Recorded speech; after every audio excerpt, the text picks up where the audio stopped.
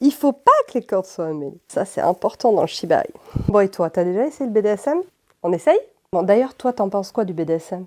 Pour être très honnête, je sais même pas ce que ça veut dire. Ah bah, tu vois, comme quoi on va commencer par les bases avant de passer aux cordes. D'après toi, le B, c'est quoi? Bondage. Bien, bondage. Mais bondage, ça veut dire quoi pour toi? Attaché. Oui, d'où le fait que j'ai sorti des cordes ou éventuellement des menottes. Mais finalement, on n'a pas besoin de s'équiper réellement. Un simple foulard pourrait déjà jouer le jeu de je t'attache les mains. Et qu'est-ce qui se joue déjà dans cette situation-là si je commence à avoir envie de te titiller? On n'est pas forcément besoin d'avoir des accessoires. Je peux déjà te titiller avec mes doigts, avec de l'effleurement ou des griffes. Mais est-ce que je vais partir dans le système de la douleur ou est-ce que je vais ressentir du plaisir? Et la question se pose quand on vient expérimenter ce genre de pratique. Alors finalement, BDSM, les gens ont beaucoup d'a priori, mais tu vois, réellement, les gens ne savent pas ce que c'est. L'idée quand même de cet article, c'est d'aller un peu définir les choses pour lever les a priori et les pensées limitantes sur un sujet qui fait peur et qui fait avoir beaucoup de fantasmes, mais dans la réalité, on n'a pas souvent expérimenté le truc. Et le D, du coup? Domination et le S de soumission. Mais on reprend le S et le M, d'après toi, pourquoi? Sadomasochisme, donc souvent, les gens retiennent que ça.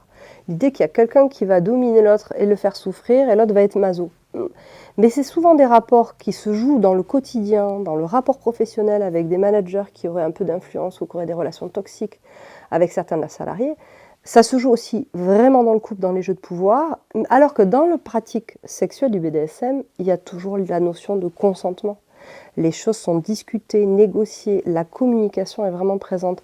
Et étonnamment, on en fait tout un monde, alors que quand on commence un peu à l'explorer, on se rend compte qu'il y a beaucoup de respect pour soi, beaucoup de respect pour autrui, et les choses sont souvent bien cadrées. C'est la notion d'un jeu de rôle dans lequel tu as envie de jouer, qu'est-ce qui t'amuserait, est-ce qu'on joue le fait que je suis un médecin, tu es un infirmier? Si on commence à regarder la partie jeu de deux adultes consentants qui ont décidé de s'amuser, on peut commencer à y trouver du plaisir.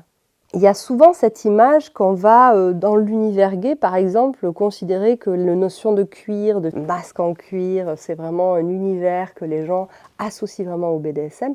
Ça n'est qu'une partie, ça c'est vraiment la partie plus fétiche, c'est ce qu'on appelle le kink en fait. Donc c'est souvent pour ça que ça fait peur comparé à une sexualité dite plus vanille, c'est-à-dire hétéronormée. Un exemple d'une pratique BDSM un peu soft? Si par exemple je décide de te bander les yeux, je te prive d'un sens, on pourrait considérer que je commence à avoir du pouvoir sur toi. Ça peut être une façon de goûter à cet environnement-là sans se sentir en danger. Ça va être quand même le sujet de poser un cadre et parfois du coup en cabinet, je reçois des couples qui ont besoin d'avoir des éléments qui les rassurent où je réponds à ce type de questions afin de les amener, s'ils le souhaitent évidemment, vers cet univers-là tout en étant en sécurité.